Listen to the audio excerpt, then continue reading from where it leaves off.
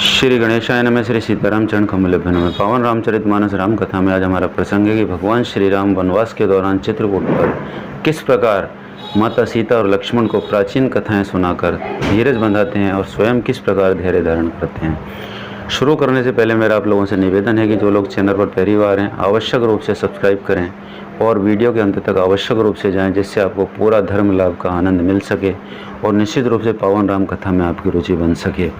तो आइए शुरू करते हैं कथा को। कृपा के समुद्र पर श्री रामचंद्र जी दुखी हो जाते हैं, किंतु फिर कुछ समय धीरज धरकर श्री रामचंद्र जी को दुखी देखकर सीता जी और लक्ष्मण जी भी व्याकुल हो जाते हैं, जैसे किसी मनुष्य की परछाई उस मनुष्य के समान ही चेष्टा करती है। तब धीरज कृपालु और भक्तों के हृदयों को शीतल करने के लिए चंदन रूप रघुकुल को आनंदित करने वाले श्री राम जी प्यारी पत्नी और भाई लक्ष्मण जी की दशा देखकर कुछ पवित्र कथाएं कहने लगते हैं, जिन्हें सुनकर लक्ष्मण जी और सीता जी सुख प्राप्त करते हैं।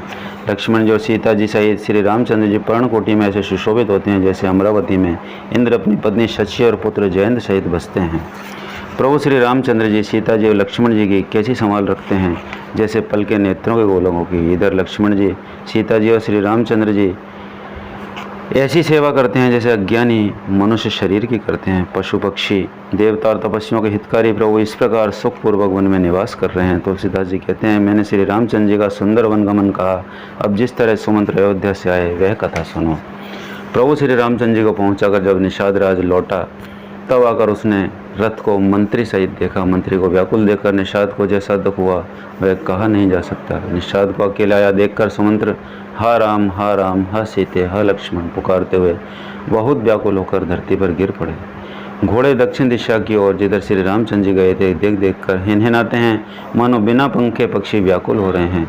वे न तो घास चरते हैं न पानी पीते हैं, केवल आंखों से जल बहा रहे हैं।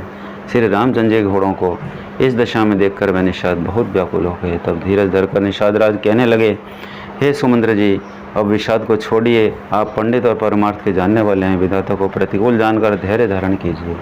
कोमल वाणी से भांति भांति की कथाएं कहकर निषाद ने जबरदस्ती लाकर सुमंत्र को रथ पर बैठाया, परंतु शोक के मारे वे इतने शिथिल हो गए कि रथ को हाँक नहीं सकते। उनके हृदय में श्री रामचंद्र जी के विरह की बड़ी तीव्र वेदना है। घोड़े तड़फड़ाते हैं और रास्ते पर नहीं चलते, मानो जंगली पशु लाकर रथ में जोत दिए गए हों। वे श्री रामचंद्र जी के वियोगी घोड़े कभी ठोकर खाकर गिर पड़ते हैं, कभी घूमकर पीछे की ओर देखने लगते हैं। वे तीक्ष्ण दुख से व्याकुल हैं। जो कोई राम लक्ष्मण या जानकी जी का नाम ले लेता है, घोड़े हिकर कर उसकी ओर प्यार से देखने लगते हैं। घोड़ों की वीर दशा कैसे कही जा सकती है, वे ऐसे व्याकुल हैं जैसे मणि के बिना सांप व्याकुल होता है। मंत्री और घोड़ों की यह दशा देखकर निषाद राज विषाद के बस हो गया। तो उसने अपने 4 उत्तम सेवक बुलाकर सारथी के साथ कर दिए। निषाद राज गुह सारथी को पहुंचा कर लौटा। उसके वीर और दुख का वर्णन नहीं किया जा सकता। वे चारों निषाद रथ लेकर अवध को चले। वे भी क्षण भर विषाद में डूब जाते थे। व्याकुल और दुख से दीन हुए सुमंत्र जी सोचते हैं कि श्री रघुवीर के बिना जीने का धिक्कार है। आखिर यह अधम शरीर रहेगा तो है नहीं, अभी श्री रामचंद्र जी के बिछुड़ते ही छूटकर इसने यश क्यों नहीं ले लिया। ये प्राण अपयश और पाप के भांडे हो गए, अब ये किस कारण कूच नहीं करते, निकलते क्यों नहीं। हाय नीच मन, बहुत अच्छा मौका चूक गया, अब भी तो हृदय के 2 टुकड़े नहीं हो जाते। सुमंत्र हाथ मल कर और सिर पीट कर पछताते हैं, मानो कोई कंजूस धन का खजाना खो बैठा हो। वे इस प्रकार चले मानो कोई बड़ा योद्धा वीर का बाना पहनकर और उत्तम शूरवीर कहलाकर युद्ध से भाग चला हो। जैसे कोई विवेकशील वेद का ज्ञाता साधु सम्मत आचरणों वाला और उत्तम जाति का ब्राह्मण धोखे से मदिरा पी ले और पीछे पछता हुए, उसी प्रकार मंत्री सुमंत्र को सोच कर रहे हैं, पछता रहे हैं। जैसे किसी उत्तम कुल वाली साधु स्वभाव की समझदार और मनोवचन कर्म से पति को ही देवता मानने वाली पतिव्रता स्त्री को भाग्यवश पति छोड़कर अलग रहना शुरू कर दे, उस समय उसके हृदय में जैसे भयानक संताप होता है, वैसे ही मंत्री के हृदय में संताप हो रहा है। नेत्रों में जल भरा है, दृष्टि मंद हो गई है, कानों से सुनाई नहीं पड़ता, व्याकुल हुई बुद्धि बेठिकाने हो रही है, ओठ सूख रहे हैं, मुंह में लाठी लग गई है, किंतु ये सब मृत्यु के लक्षण हो जाने पर भी प्राण नहीं निकलते, क्योंकि हृदय में अवधि रूपी किवाड़ लगे हैं। अर्थात 14 वर्ष बीत जाने पर भगवान फिर मिलेंगे, यही आशा रुकावट डाल रही है। सुमन जी के मुख का रंग बदल गया, जो देखा नहीं जाता, ऐसा मालूम होता है मानो इन्होंने माता पिता को मार डाला हो। उनके मन में राम वियोग रूपी हानि की महान ग्लानि छा रही है, जैसे कोई पापी मनुष्य नरक को जाता हुआ रास्ते में सोच कर रहा हो मुँह से वचन नहीं निकलते, हृदय में पछताते हैं कि मैं अयोध्या में जाकर क्या देखूंगा। श्री रामचंद्र जी से शून्य रथ को भी जो भी देखेगा वही मुझे देखने में संकोच करेगा, अर्थात मेरा मुंह नहीं देखना चाहेगा। नगर के व्याकुल सब स्त्री पुरुष जब दौड़कर मुझसे पूछेंगे कि तब मैं हृदय पर वज्र रखकर सबको उत्तर दूंगा। जब दीन दुखी सब माताएं पूछेंगी तब हे विधाता मैं उन्हें क्या कहूँगा। जब लक्ष्मण जी की माता मुझसे पूछेगी तब मैं उन्हें कौन सा सुखदायी संदेश दूंगा। श्री राम जी की माता जब इस प्रकार दौड़ी आवेगी जैसे नई ब्याई हुई गौ बछड़े को याद करके दौड़ी आती है, तो उनके पूछने पर मैं उन्हें यह उत्तर दूंगा कि श्री राम लक्ष्मण सीता वन को चले गए। जो भी पूछेगा उसे यही उत्तर देना पड़ेगा, हाय अयोध्या जाकर अब मुझे यही सुख लेना है। जब दुख से दीन महाराज जिनका जीवन रघुनाथ जी के ये दीन है मुझसे पूछेंगे तो मैं कौन सा मुँह लेकर उन्हें उत्तर दूंगा। मैं राजकुमारों को कुशल पूर्वक पहुँचाया हूँ। लक्ष्मण सीता श्री राम का समाचार सुनते ही महाराज तिनके की तरह शरीर को त्याग देंगे। प्रियतम रूपी जल के बिछुड़ते ही मेरा हृदय कीचड़ की तरह फट नहीं गया। इससे मैं जानता हूँ कि विधाता ने मुझे यातना शरीर ही दिया है जो पापी जीवों को नरक भोगने के लिए मिलता है। सुमंत्र इस प्रकार मार्ग में पछतावा कर रहे थे, इतने में ही रथ तुरंत तमसा नदी के तट पर आ पहुँचा। मंत्री ने विनय करके चारों निषादों को विदा किया। वे विषाद से व्याकुल होते हुए सुमंत्र के पैरों में पड़कर लौटे। नगर में प्रवेश करते मंत्री ग्लानि के कारण ऐसे सकुचाते हैं मानो गुरु ब्राह्मण और गौ को मार कर आए हों। सारा दिन एक पेड़ के नीचे बैठकर बिताया। जब संध्या हुई तब मौका मिला। अंधेरा होने पर उन्होंने अयोध्या में प्रवेश किया और रथ को दरवाजे पर खड़ा करके वे चुपके से महल में घुसे। जिन जिन लोगों ने समाचार सुन पाया वे सभी रथ देखने को राजद्वार पर आए। रथ को पहचान कर और घोड़ों को व्याकुल देकर उनके शरीर ऐसे गले जा रहे हैं, क्षीण हो रहे हैं जैसे घास में ओले। नगर के स्त्री पुरुष कैसे व्याकुल हैं, जैसे जल के घटने पर मछलियाँ व्याकुल होती हैं। मंत्री का आना सुनकर सारा रनिवास व्याकुल हो गया। राजमहल उनको ऐसा भयानक लगा मानो प्रेत का निवास हो गया हो। अत्यंत आर्त होकर सब रानियाँ पूछती हैं पर सुमंद्र को कुछ उत्तर नहीं आता। उनकी वाणी विकल हो गई है, न कानों से सुनाई पड़ता है न आँखों से कुछ सोचता है। कि जो भी सामने आता है उससे पूछते हैं कहो राजा कहाँ हैं। दासियाँ मंत्री को व्याकुल देखकर उन्हें कौशल्य जी के महल में लेवा लाईं। सुमंत ने वहाँ जाकर राजा को कैसा देखा मानो बिना अमृत का चंद्रमा हो।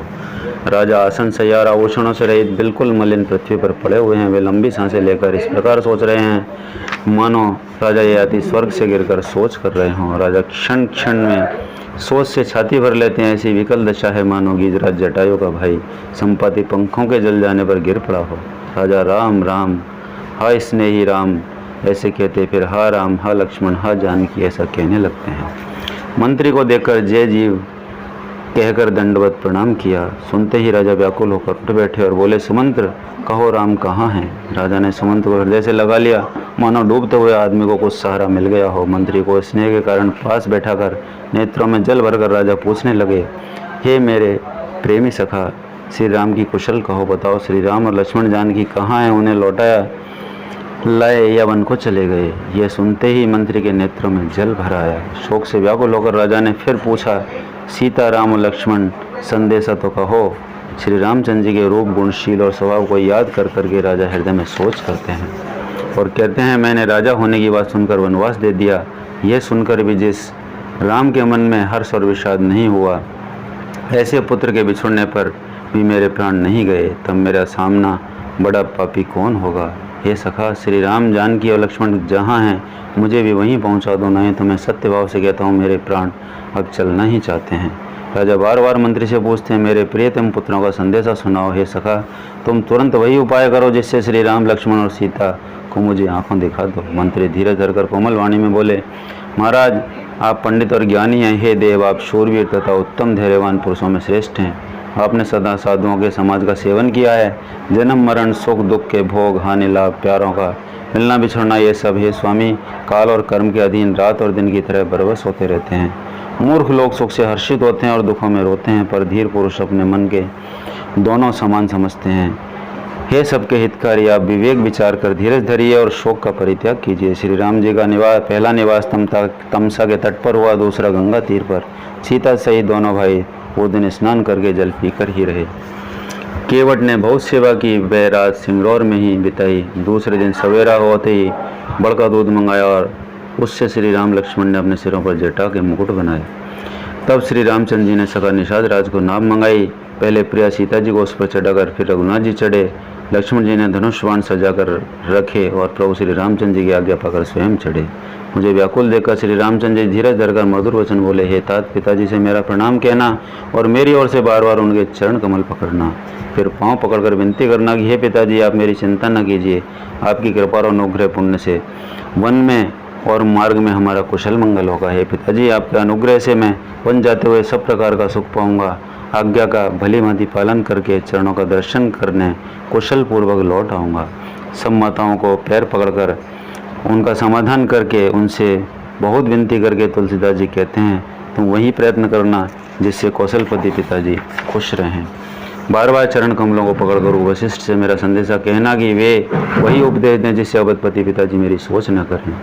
तो मित्रों, ये बहुत ही शानदार और मार्मिक प्रसंग जिसमें भगवान श्री राम को लौटा कर जब सुमंत्र जी अयोध्या आते हैं तो दशरथ जी से मिलकर वो किस प्रकार अपने भाव व्यक्त करते हैं और भाव व्यक्त नहीं कर पाते हुए भी उनको व्यक्त करने पड़ते हैं। अगली